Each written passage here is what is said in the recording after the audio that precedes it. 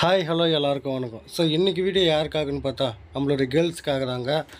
So இன்றைக்கி பார்த்திங்கன்னா நிறைய பேர் பார்த்திங்கன்னா ஸ்டிச்சிங்கில் வந்து ஆர்வம் காட்டுறாங்க. நிறைய பேர் பார்த்திங்கன்னா ஓனாக ஷாப் வச்சுருக்காங்க, நிறைய பேர் வீட்டில் கூட வச்சு தைச்சிருக்காங்க.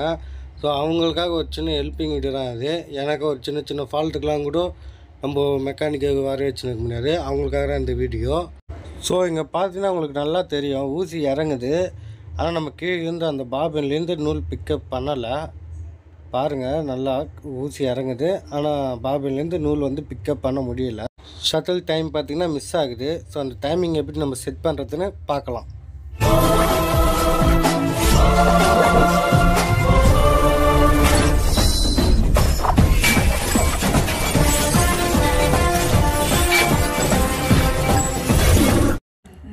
ஸோ இதுக்கு நமக்கு தேவைப்படுறது எதுவுமே தேவையில்லைங்க. ஒரே ஒரு ஸ்க்ரூ ட்ரைவர் இருந்தால் மட்டுமே போதும். ஸோ ஸ்க்ரூ ட்ரைவர் வச்சு எல்லாத்தையும் கழட்டிக்கலாம்.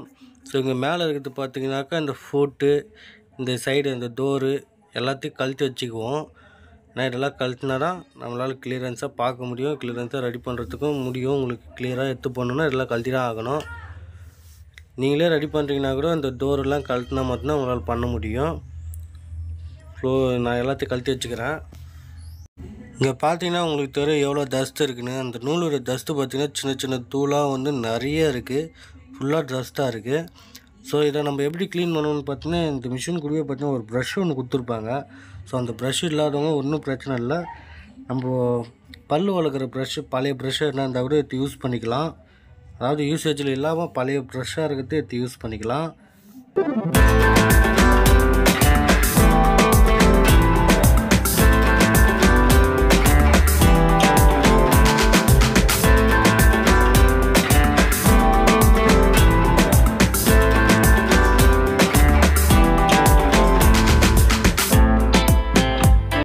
ஸோ இங்கே பார்த்தீங்கன்னா ஒரு சின்னதாக ஒரு கம்பி ஒன்று கொடுத்துருப்பாங்க. இந்த கம்பி எதுக்குன்னு பார்த்தீங்கன்னா, நம்ம ஷர்ட்டில் வந்து இதுதான் வந்து சுத்தாமல் லாக் பண்ணி பிடிச்சிருக்கு, உங்களுக்கு பார்த்தா தெரியும். ஒரே ஒரு ஸ்க்ரூ தான். இந்த ஸ்க்ரூ கழட்டிட்டு நம்ம இந்த மாதிரி ஒரு மைனஸ் வச்சு லைட்டாக உள்ளே விட்டு லைட்டாக ஷேக் பண்ணோம்னா, கொஞ்சமாக பொறுமையாக ஷேக் பண்ணால் அது வெளியே வந்துடும். இந்த ஷட்டிலில் பார்த்திங்கன்னா ஒரு ஸ்க்ரூ கொடுத்துருப்பாங்க. இங்கே பாருங்கள், இந்த இடத்துல விரல் வச்சுருக்கும் பார்த்திங்கன்னா, அந்த இடத்துல பார்த்திங்கன்னா ஒரு 3 ஸ்க்ரூ சுற்றி பார்த்திங்கன்னா ஒரு 3 ஸ்க்ரூ கொடுத்துருப்பாங்க. ஸோ நம்ம இந்த 3 ஸ்க்ரூவுமே ஃபஸ்ட்டு லூஸ் பண்ணணும். நல்லா பார்த்துக்குங்க, வேறு எங்கன்னா லூஸ் பண்ணிட்டு போகிறீங்க. வீடியோவை ஃபுல்லாக ஸ்கிப் பண்ணாமல் பாருங்கள், அப்புறம் நான் என்னென்ன பண்ணுறேன்னு தெரியும். ஏன்னா ஸ்கிப் பண்ணிங்கனாக்கா உங்களுக்கு எதுனா புரியலைனாக்கா, தவறாக என்ன செஞ்சிங்கன்னா கூட மிஷின் ப்ராப்ளம் தான். ஸோ அதனால் கிளியராக பாருங்கள், தெரிஞ்சுக்குங்க. ஸோ அந்த 3 ஸ்க்ரூவை லூஸ் பண்ணிவிட்டு நம்ம இந்த மாதிரி ஷட்டிலில் வந்து ஷேக் பண்ணாலோ இல்லை ஒரு லைட்டாக அந்த மைனஸ் வச்சு லைட்டாக தள்ளோம்னாலோ வந்துடும். பாருங்கள், வந்துச்சு. ஸோ நம்ம ஷெட்யூல் பார்த்திங்கன்னா க்ளீன் பண்ணி மாற்றிட்டோம். க்ளீன் பண்ணி மாற்றினதுக்கு அப்புறமா பார்த்திங்கனாக்கா அந்த ஷெட்யூல் பார்த்திங்கனாக்கா ஒரு கூறு மாதிரி வந்திருக்கும். ஸோ அந்த நூல் பிக்கப் பண்ணுறதுக்காக அந்த கூறு வரும். அந்த கூறும் ஊசியும் பார்த்திங்கன்னா டச் ஆகுது. அந்த மாதிரி டச் ஆகக்கூடாது, கொஞ்சம் கேப் வரணும், ஆனால் டச் ஆகுது. ஸோ இப்போ நம்ம என்ன பண்ணுறோன்னா, மறுபடியும் அந்த ஷெட்யூலை கழட்டிடுறோம். கழட்டிட்டிங்கனாக்கா அந்த ராடு ஒன்று இருக்குது பார்த்திங்களா. ஸோ இப்போ நம்ம இந்த ராடை பார்த்திங்கன்னா கழுத்து எடுத்துக்கணுங்க. ஸோ கழுத்து எடுத்துக்கிறதுக்கு முன்னாடி இது அந்த அட்ஜஸ்ட்மெண்ட் இருக்குங்களா, அந்த ராடு வந்து க்ரிப்பாக பிடிச்சிக்கும். ஸோ இதை வந்து லூஸ் பண்ணி நம்ம நவுத்திக்கிறோம். ஸோ இதை நவுத்திட்டோம்னாக்கா இந்த பக்கம் பார்த்திங்கன்னா மில்லிங் இருக்குது பார்த்திங்களா, அந்த மில்லிங்க்கும் பார்த்திங்கன்னா 2 ஸ்க்ரூ கொடுத்துருப்பாங்க. ஸோ அந்த ஸ்க்ரூவை லூஸ் பண்ணிட்டு இந்த மாதிரி நம்ம ராடை நவுத்தி அந்த மில்லிங் எடுத்துடலாம் தோலா. ஸோ எடுத்துக்கிட்டோன்னே அந்த ராடை ஃபுல்லாகவே வெளியே எடுத்துடலாம். பாருங்கள், இந்த மாதிரி தான் எடுக்கணும். ஃபுல்லாக வெளியே எடுத்துடலாம். ஃபுல்லாக வெளியே எடுத்துட்டு நம்ம ராடை வெளியே எடுத்ததுக்கப்புறம் இந்த புஷ் இருக்குது பார்த்திங்களா, அது கீழே உள்ள ஸ்க்ரூவை லைட்டாக லூஸ் பண்ணிவிட்டு அந்த புஷ்ஷை வந்து நம்ம அதிகமாக நவுத்திக்கூடாது. நமக்கு தெரியல அங்கே எவ்வளோ இடிக்குதுன்னு, அதுக்கேற்ற மாதிரி கொஞ்சம் லைட்டாக நவுத்திக்கணும். புஷ்ஷை இந்த மாதிரி தட்டினோம்னா அது நவுந்துக்கும். ஸோ நவுந்துச்சுனாக்கா மறுபடியும் நம்ம அந்த ஸ்க்ரூவை டைட் பண்ணிக்கலாம். ஸோ இப்போ கரெக்டாக இருக்குது, ஸ்க்ரூவை டைட் பண்ணிக்கலாம். டைட் பண்ணதுக்கப்புறம் நம்ம மறுபடியும் ராடை உள்ளே நுழைச்சிக்கலாம். இந்த ராடை உள்ளே நுழைக்கும் போது இந்த ஸ்டெப்பு ஒன்று கொடுத்துருப்பாங்க. ஸோ இந்த ஸ்டெப்பு பார்த்திங்கன்னா மில்லிங் சைடு வர மாதிரி நம்ம செட் பண்ணிக்கணும். ஸோ மாற்றிட்டு பண்ணிட்டு போகிறீங்க, அதனால் மில்லிங் சைடு வர மாதிரி பார்த்து போட்டுக்குங்க. ஸோ அது உள்ளே நுழைக்கும் போது அந்த க்ரிப்புக்காக ஒரு புஷ் மாதிரி கொடுத்துருக்காங்களா, அதையும் உள்ளே நுழைச்சிக்குங்க.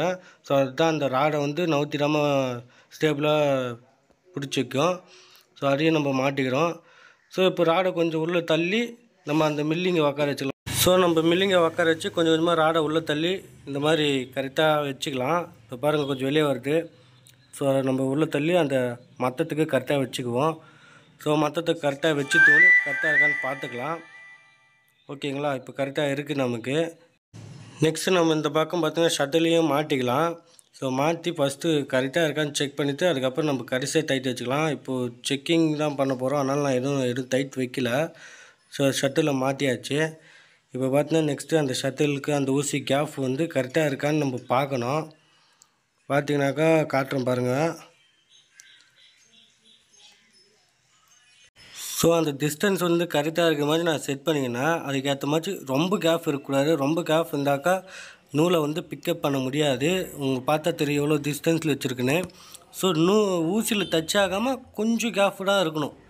ஊசியில் டச் ஆகாத அளவுக்கு தான் கேப் இருக்கணும். அங்கே பார்த்தீங்கன்னா உங்களுக்கே தெரியும் நல்லா கரெக்டாக இருக்குது. ஸோ இதுதாங்க டைமிங்கும் கூட.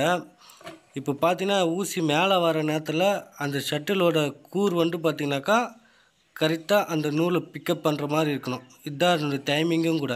ஸோ இந்த மாதிரி நீங்கள் மேலே ஊசி மேலே வரும்போது உள்ளே போகும்போது இல்லை மேலே வரும்போது கரெக்டாக வச்சுட்டு 2 சுற்று 3 சுற்று சுற்றி பாருங்கள் கரெக்டாக பிக்கப் பண்ணுதான்னு.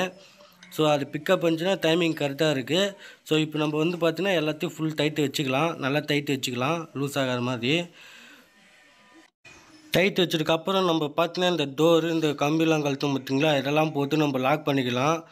ஃபூட்லாம் கூட போட்டுக்கலாம். ஃபூட்லாம் போட்டு இந்த ஊசி படாத மாதிரி செட் பண்ணிக்கிட்டு நம்ம செக் பண்ணி பார்க்கலாம். இப்போ பார்த்தீங்கன்னாக்கா நமக்கு நூல் வருது.